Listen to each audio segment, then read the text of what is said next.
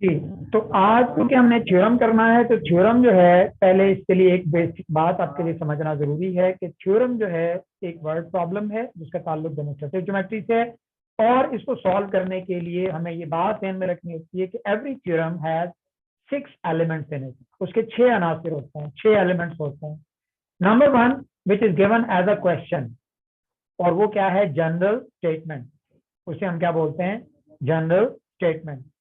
Number 2 पे अगर आप देखें इसमें, तो वो गिवन है। तो general statement have 2 parts. General statement has 2 parts. इसके 2 हिस्से होते हैं। एक विच प्रोवाइड अस इंफॉर्मेशन, दो विच रिक्वायर सम इंफॉर्मेशन। ठीक है, तो विच रिक्वायर सम वर्किंग। तो ये 2 हिस्से उसके अंदर मौजूद होते हैं। एक सवाल होता है जो आपसे डिमांड कर रहा होता है, और एक जो है मालूमात मुहैया कर रहा होता है इस टाइप में जनरल स्टेटमेंट के अंदर, आम एक सवाल की तरह। लेकिन जब हम बात करते हैं इसमें किसी दूसरी यानी दूसरे पार्ट की, तो गिवन, तो ये उससे पहले हमें इसका दूसरा एलिमेंट जो है वो करना होता है। और वो क्या? In the light of the point given related to practical geometry, the discuss in the statement, जो भी पॉइंट्स बताए गए होते हैं स्टेटमेंट के अंदर, उनकी रोशनी में हमने एक फिगर जो है वो कंस्ट्रक्ट करना होती है। तो गिवन पॉइंट्स की मदद से हमने फिगर कंस्ट्रक्ट करना होती है। That is the second element. ठीक है, that is the second element. I repeat, the sequence is very much necessary. ये बिल्कुल उसी तरह ही जरूरी है कि अगर आप थ्योरम कर रहे हो, अगर आपने थ्योरम अटेम्प्ट करना है, तो जैसे अगर आप अपने चेहरे की तरफ नजर दौड़ाएं, तो अल्लाह ताला ने तमाम चेहरे पर मखसूस जगहों पर जो है वो आपके आज़ा जो है वो नसब किया हुआ है। यानी आंखें जो है उनकी अपनी एक जगह है, नाक की, मुंह की। अगर इनकी तरतीब बदल दी जाए तो यकीनी तौर पर एक अजीब उल खलकत किस्म की मखलूक सामने आए। तो ऐसा ही थ्योरम के साथ सलूक कई बच्चे करते हैं। वो जगह बदल देते हैं, यानी सारा थ्योरम करने के बाद एंड पे फिगर बनाते हैं। ये ऐसे ही है जैसे नाक जो है उसको कहीं धड़ पे लगा दिया जाए, ठीक है, तो बंदा कैसा लगेगा? या आंख जो है ऊपर लगा दी जाए तो फिर उसको तो आप दज्जाल कहेंगे। तो ये सूरत हाल बिल्कुल बदल जाएगी। यानी इसका मतलब ये हुआ कि जैसे चेहरे पर यानी शक्ल जो है वो बड़ी अहम होती है, इस तरह थ्योरम में भी शक्ल की बड़ी अहमियत होती है। यानी जिसे आप फिगर कहते हैं, डायग्राम कहते हैं। That is the second element of the theorem, this is very important. उसके बाद in the presence of general statement, in the light of figure which we construct, उसकी रोशनी में हम उस मदद से, उसके नकात लेकर हम उनके पॉइंट्स की मदद से हम गिवन लिखते हैं। और ये तीसरा पार्ट होता है। फिर उसके बाद हम से जो मांगा गया होता है जनरल स्टेटमेंट के अंदर, उसको हम टू प्रूव की हेडिंग देकर उसमें लिखा करते हैं। That is our fifth element. पहला एलिमेंट जनरल स्टेटमेंट, दूसरा फिगर, तीसरा जो है उसमें गिवन, चौथा सॉरी इसमें क्या आएगा हमारे पास? To prove. समटाइम थ्योरम के अंदर हमें एक और एलिमेंट की जरूरत पड़ेगी, और वो क्या है? Construction. It is actually addition in figure which is required to solve this theorem. तो ये पांचवा पॉइंट है जो हमें ध्यान में रखना है। ये मैं साथ साथ लिखूंगा तो आपके ये पॉइंट तो नाम लिखे जाएंगे, लेकिन अभी मैं सिर्फ इंट्रोडक्शन दे रहा हूँ थ्योरम असल में होता क्या है। तो पांचवी चीज है, हम फिगर में कुछ ऐड करेंगे सो दैट कि हम उस वर्ड प्रॉब्लम को इजीली सॉल्व कर सकें अकॉर्डिंग टू सम एक्सियम और पोस्टुलेट। ठीक है, अभी मैंने 2 टर्म्स बोली हैं, एक्सियम और पोस्टुलेट, मैं उनको भी एक्सप्लेन करता हूं। लेकिन अभी हम एलिमेंट्स ऑफ थ्योरम की बात कर रहे हैं, तो पहले उसको कवर कर लेते हैं।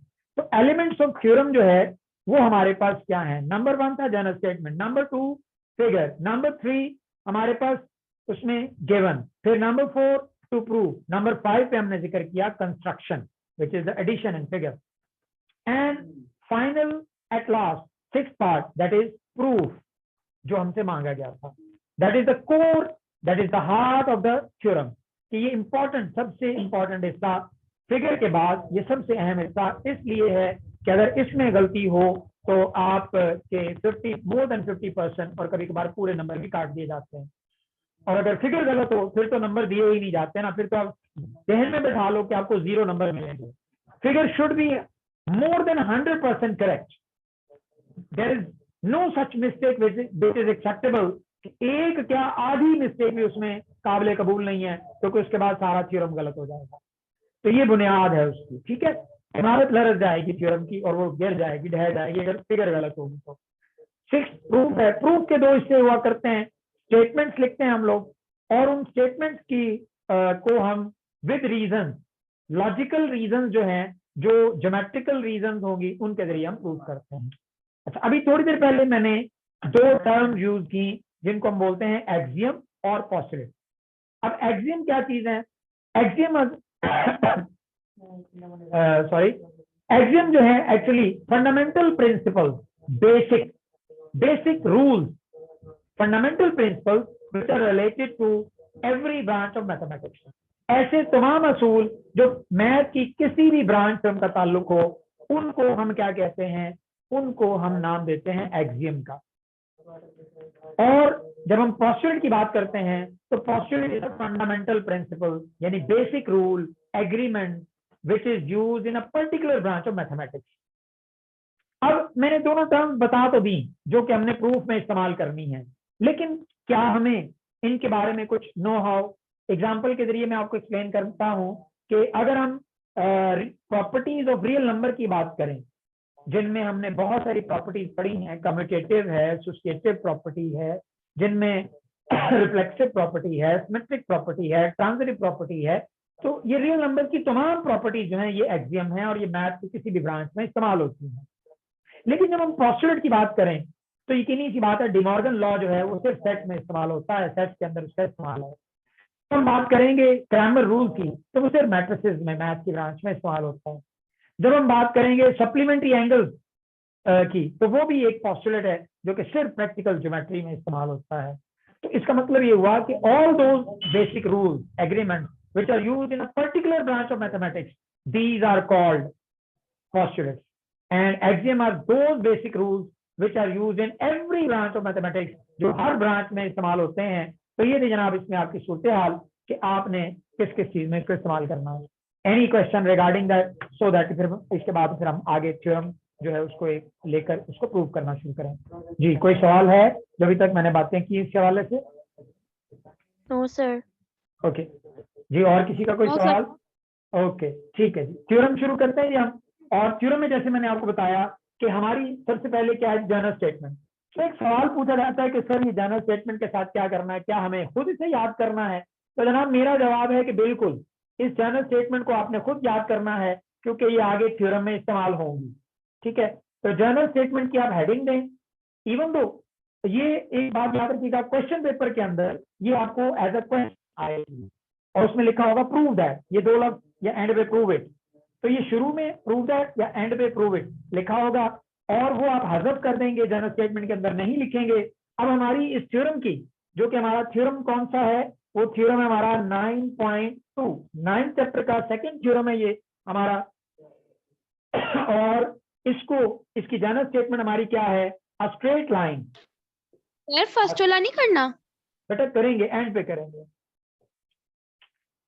स्ट्रेट लाइन, परेशान ना हो, सारे कराऊंगा, कोई इसमें मुझे कोई इशू नहीं है। I have enough confidence in these theorem, तो मुझे तो ये बहुत पसंद है इनको समझाना, इनको कराना।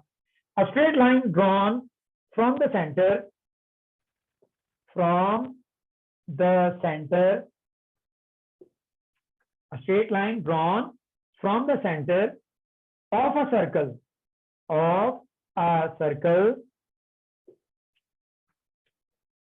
to bisect a chord, to bisect a chord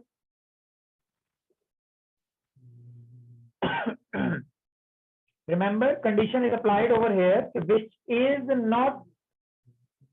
not a diameter, which is not a diameter, यानी ऐसा कॉर्ड लेना है जो कि डायमीटर ना हो। तो उसके बारे में बात कर रहे हैं कि a chord is perpendicular to the chord। अच्छा, अब जरा इसको देखिएगा, there are lot of terms which are used over here, यहाँ पर बहुत सारी ऐसी टर्म्स जो कि इस्तेमाल हो रही हैं, राइट। अब उन टर्म्स को समझना जरूरी है। पहली बात, यहाँ पर अगर आप देखें तो आपको स्ट्रेट लाइन, ठीक है, फिर उसके बाद हमने बात पढ़ी थी सेंटर ऑफ द सर्कल, यानी एक सर्कल की बात हो रही है। फिर बाइसेक्ट का आपको पता होना चाहिए, फिर कॉर्ड का आपको पता होना चाहिए, डायमीटर का पता होना चाहिए, परपेंडिकुलर क्या होता है ये पता होना चाहिए। मीन ऑल दीज टर्मिनोलॉजीज जब तक आप इनके बारे में अवेयर नहीं है, until and unless you are unable to draw the figure, आप फिगर नहीं बना सकते जब तक आपको इसके बारे में इल्म नहीं है। फिर आपको ये लर्न करना है कि what should be the sequence to draw the figure, कि सबसे पहले मैं क्या करूंगा। तो ये चीजें सब मालूम होनी चाहिए। तो मैं साथ साथ एक्सप्लेन करूंगा इनको। हमारी अगली हेडिंग होगी सेकंड, और एलिमेंट ऑफ द थ्योरम के हवाले से जो हमने अभी पढ़ा उसमें कि फिगर जो है वो हमारी सेकंड हेडिंग होती है, हम सेकंडली इसमें फिगर बनाते हैं। अच्छा, अब एक सवाल होता है कि सर किताब में तो सामने बनी हुई है, मैं रिकमेंड करता हूं, जो कि मेरे पास ऐसे प्रूफ मौजूद हैं, मैं शुरू से 25 साल हो गए यही पढ़ाते पढ़ाते, और शुरू में बताता ये क्वेश्चन हुआ करता जो हम एक्सप्लेन करते थे कि वो एलिमेंट्स ऑफ थ्योरम, तो उसमें हम ये सीक्वेंस बताते थे और हमारी पुरानी किताबों में इसी तरह से थ्योरम लिखे होते थे। अब जगह बचाने की खातिर ये कंपोजर क्या करते हैं, उसके सामने डायग्राम बना देते हैं ताकि पेज में जमा जगह बच जाए।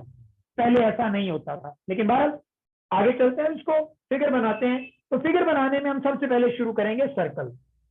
तो सर्कल की हमने कल डेफिनेशन पढ़ी थी कि it is the locus of a moving point P which is equidistant from a fixed point and that fixed point is called the center of the circle। तो यहाँ पर सेंटर ऑफ द सर्कल की बात हो रही है, तो circle draw करना उसके लिए जरूरी है। तो सबसे पहले फिर हम क्या बनाएंगे, यहाँ पर एक सर्कल, हम क्या बनाएंगे, यहाँ पर एक सर्कल ड्रॉ करेंगे, और उस सर्कल में कहीं बीच में जहां पर हमने कंपास रखी होगी वो उसका क्या है, सेंटर है, that is called its centre, और इसको हम क्या कॉल कर देंगे, O, राइट।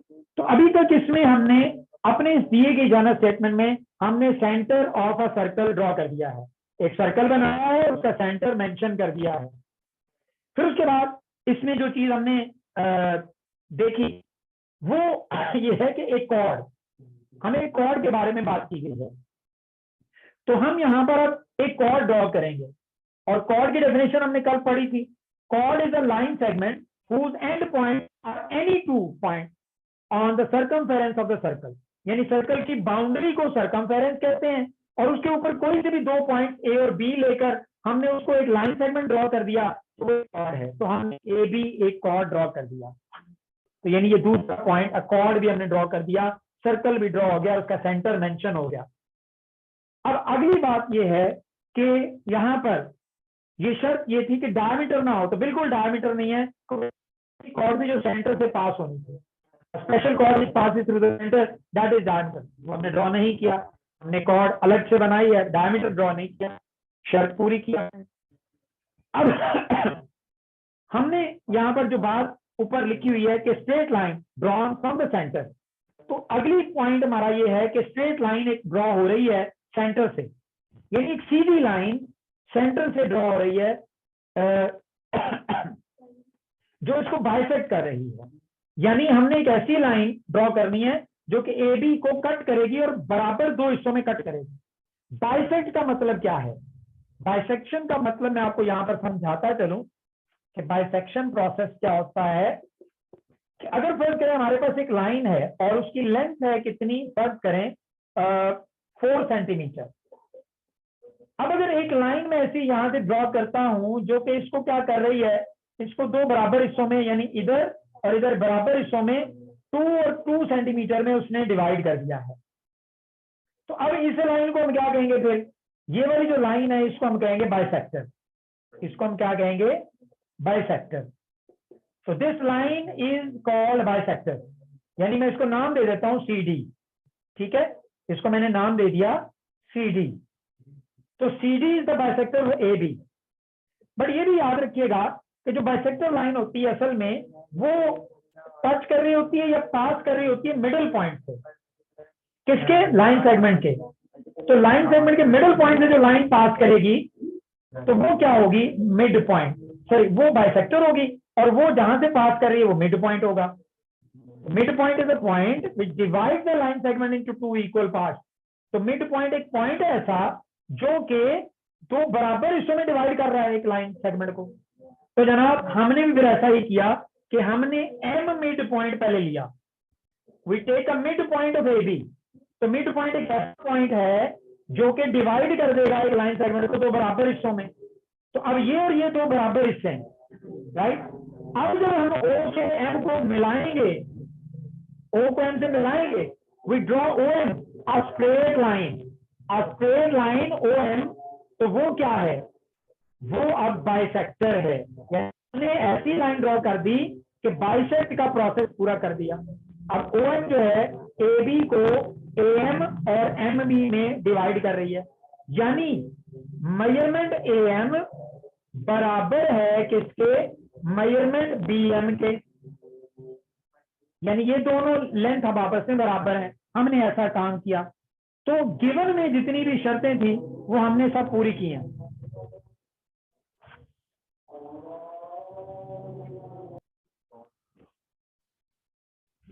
अब नेक्स्ट पार्ट इज गिवन। हमारा नेक्स्ट पार्ट जो है वो अब गिवन है। इंफॉर्मेशन इस जनरल स्टेटमेंट के अंदर में मुहैया की गई थी, उसमें हमें स्ट्रेट लाइन का पता था, सेंटर ऑफ सर्कल का पता था, और कॉर्ड का पता था, स्ट्रेट लाइन जो उसको बाइसेक्ट कर रही थी इस बात का पता था, ठीक है। तो यहां तक जो है ये हमारे पास गिवन थी इंफॉर्मेशन। लेकिन अब प्रूव ये करना है कि वो स्ट्रेट लाइन परपेंडिकुलर है टू द कॉर्ड, ये हमें प्रूव करना है। बट बिफोर दिस जो इंफॉर्मेशन प्रोवाइड की हमने उसकी ये फिगर बनाई। अब उस फिगर को in the words of geometry हमने इसको यहाँ पर रिप्रेजेंट करना है, ठीक है। तो गिवन लिखेंगे इन the light of figure and point given in the general statement. वो क्या है, हमने जो काम एंड में किया था उसे तरतीब में उलट करना पड़ेगा, उसे पहले लिखना पड़ेगा कि हमने क्या किया था कि हमने एम लिया था मिड पॉइंट और एक कॉर्ड जो है उसके ऊपर जो कि एक सर्कल की कॉर्ड थी, ठीक है। तो हम यहाँ पर फिर लिखेंगे कि M is the mid point, M is the mid point of the chord, यानी ये कॉर्ड कौन सी कॉर्ड है, ए बी। कॉर्ड कौन सी कॉर्ड है, ए बी। तो M is the mid point, M जो है एम पॉइंट ये ए बी कॉर्ड का मिड पॉइंट है जो हमने लिया था इसमें।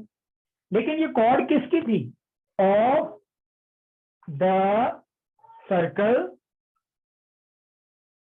Of the circle with centre O, यानी सेंटर ओ पर एक सर्कल बनाया गया, उसके अंदर एक ए बी कॉर्ड ली गई और उस पर एम मिड पॉइंट लिया गया। लेकिन उसके बाद हमने क्या किया था हमने ये शर्त भी मेंशन की थी कि where A B is not the diameter of the circle, where A B is not the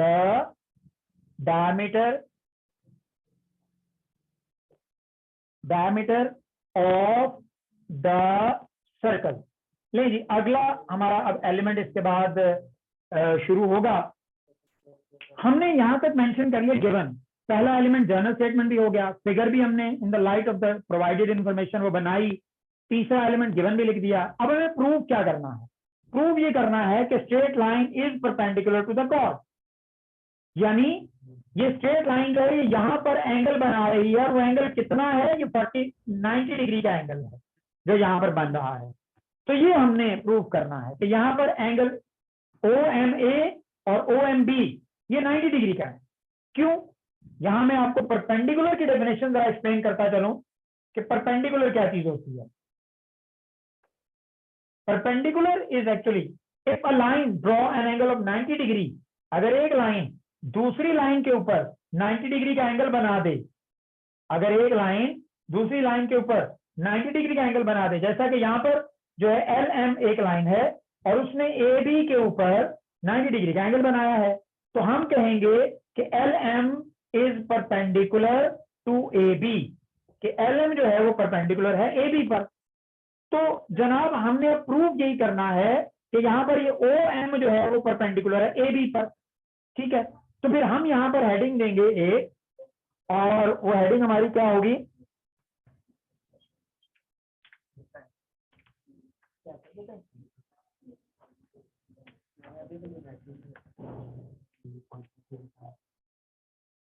okay जी, मेरी आवाज आ रही बेटा? जी sir. Okay, our next part is mean to prove. हमारा अगला पार्ट जो है वो टू प्रूव है, और हम इसमें प्रूव में क्या लिखेंगे कि हमने प्रूव करना है कि OM यानी वो स्ट्रेट लाइन परपेंडिकुलर है AB यानी कॉर्ड पर। तो हम यहाँ पर लिखेंगे OM is perpendicular to AB। OM is perpendicular to AB, ये हमें प्रूव करना है। अच्छा, जैसे उसमें लिखा हमें पता है कि ये कॉर्ड है, तो ऐसा अगर ये लिख देते हैं कि OM is perpendicular to chord AB, तो ये भी बात ठीक हो जाएगी जैसे कि बुक में लिखा हुआ है। ठीक है जी। अब अगला एलिमेंट है हमारा, और वो क्या है? कंस्ट्रक्शन। वो क्या है? कंस्ट्रक्शन। तो जनाब अगले एलिमेंट कंस्ट्रक्शन की तरफ चलते हैं। कंस्ट्रक्शन क्या है? It is addition in figure. तो हम इसमें क्या करेंगे? हम इसे डॉटेड लाइन से आमतौर पर बनाया करते हैं, लेकिन अगर किताब वाले ने दूसरी तरह बनाया तो आप उस तरह भी बना सकते हैं। तो मैं इसमें डॉटेड लाइन में बना रहा हूँ ताकि आपको अलग से नजर आए कंस्ट्रक्शन कहाँ है। हमने O को A से, आपने देखा मैंने O को A से और O को B से ज्वाइन कर दिया है, तो यही बात हमने यहाँ पर लिखनी है, join O to A and B। और को A और B से हमने ज्वाइन कर दिया है। अब साथ ही साथ हमने यहाँ पर इनको और इसको एंगल 2 ये बनाकर नाम दे दिए हैं। तो right angle 1 and 2, right angle 1 and 2 as in figure. तो जैसा कि फिगर में है वैसे ही हमने इनको नाम दे दिए हैं। अब अगला आखिरी पार्ट है हमारा, और वो क्या है? प्रूफ। और इसके दो हिस्से हुआ करते हैं, जैसे मैंने आपको बोला, स्टेटमेंट एंड दूसरा हिस्सा इसका क्या होता है? रीजन। Statement and reason. अगर आपने थ्योरम जो है वो किए हैं, अगर आपने थ्योरम जो है पहले कर रखे हैं, तो अल्टीमेटली अब आपको प्रॉब्लम नहीं होनी चाहिए, राइट। अब यहाँ सिचुएशन ये कि अगर आप देखें तो इधर दो ट्राइंगल बनी है, दो ट्राइंगल बनी है, वो आपको नजर आ रही हैं। इन दो ट्राइंगल को अगर आप देखें तो इनके अंदर कुछ कॉरेस्पॉन्डेंस पाई जाती है। क्या पाया जाता है? इनमें कॉरेस्पॉन्डेंस जो है वो पाई जाती है यहाँ पर। तो ये दो ट्राइंगल मैं दोबारा आपके लिए यहाँ पर बना रहा हूँ इस सेक्शन में, ताकि आपको समझा सकूं कि ये यहाँ पर हो क्या रहा है प्रोसेस। तो जनाब ये एक ट्राइंगल ये है हमारे पास, और दूसरी ट्राइंगल उसके साथ यहाँ बनी हुई है। ठीक है, ये ट्राइंगल हमारे पास है OMA, और दूसरी क्या है? OMB। इसमें एंगल 1 है, इसमें एंगल 2 है। ये दोनों ये आपस में बराबर हैं। मामला आगे चलाते हैं। इसमें इन दोनों ट्राइंगल में कॉरेस्पॉन्डेंस पाई जाती है, यानी ये एक जैसी शक्लें रखती हैं। तो in triangle OAM corresponding to triangle OBM। OAM और इधर ये दूसरी OBM, एक ही सीक्वेंस, एक को इधर से पढ़ा और दूसरे को फिर इधर से पढ़ा, एक तरतीब के साथ। उसके बाद हमने देखा कि यहाँ पर हमने कंस्ट्रक्शन के अंदर O को A से, O को B से ज्वाइन किया था, और OA असल में ये क्या है? ये रेडियस है। ये दोनों हैं क्या? ये रेडियस है। तो एक ही सर्कल के रेडियस जो है according to definition of circle बराबर होते हैं। All radii are equal. तो हम यहाँ पर यही लिखेंगे कि मेजरमेंट OA इस ट्राइंगल के अंदर, इस ट्राइंगल के मेजरमेंट OB के बराबर है। तो measurement OA is equal to measurement OB। Reason radii of same circle, radii of same circle. Next अगले पॉइंट पर चलते हैं। हमारा अगला पॉइंट क्या है कि हमने 3 आउट ऑफ 6 एलिमेंट, हमें तीन एलिमेंट्स को प्रूव करना है तो आपस में बराबर है। तो इसमें हमारा दूसरा एलिमेंट हम जो लेंगे वो हम ले लेंगे मेजरमेंट AM और BM, यानी जो गिवन में था। तो मेजरमेंट AM जो है इक्वल है किसके? मेजरमेंट BM के, और ये हमें गिवन है। उसके बाद तीसरा पॉइंट, पहला पॉइंट हमने ये लिया, दूसरा पॉइंट हमने ये लिया, तीसरा पॉइंट जो हमारी कॉमन साइड है, जो कि इसके अंदर अगर आप देखें तो ये कॉमन साइड में नजर आ रही है। ठीक है, तो वो क्या है? मेजरमेंट OM इस ट्राइंगल का दूसरी ट्राइंगल के मेजरमेंट OM के बराबर है। अब इस ट्राइंगल के साइड दूसरी ट्राइंगल के साइड के बराबर है। तो इस सूरत में यहां पर इसके पहले, सॉरी मैं रीजन लिखना भूल गया, इसमें क्या था? कंस्ट्रक्शन, सॉरी कॉमन साइड ये कॉमन साइड है, और एक ट्राइंगल की साइड दूसरी ट्राइंगल की साइड के कॉन्ग्रेंट है, तो इसलिए हम कह सकते हैं कि ट्राइंगल OAM जो है ये कॉन्ग्रेंट है ट्राइंगल OBM के। और जब ट्राइंगल्स कॉन्ग्रेंट होती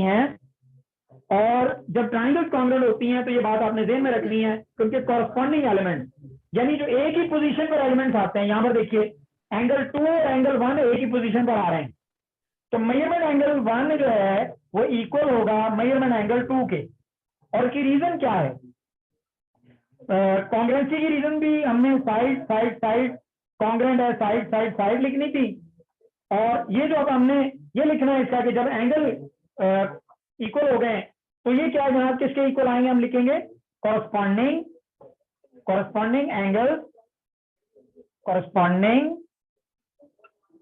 एंगल ऑफ कॉन्ग्रेंट ट्राइंगल। ठीक है जी बेटा। सर ये जो हमने लिखे हैं ना, रेडियस सेम सर्कल गिवन और कॉमन साइड, इसके जो हमने 3 प्रूफ लिखे हैं इसके सामने, ये हम ऊपर नीचे कर सकते हैं? ये ऊपर नीचे हो तो सकते हैं, लेकिन बेटर होता है कि आमतौर पर गिवन से शुरू करें या कोई ऐसी इंफॉर्मेशन जो इजी उसमें रिलेटेड है। तो इसमें अभी आप बेटा मीटिंग ऑफ करेंगे, नेक्स्ट मीटिंग ज्वाइन करेंगे क्योंकि थ्योरम में कुछ चंद पॉइंट्स रह गए हैं,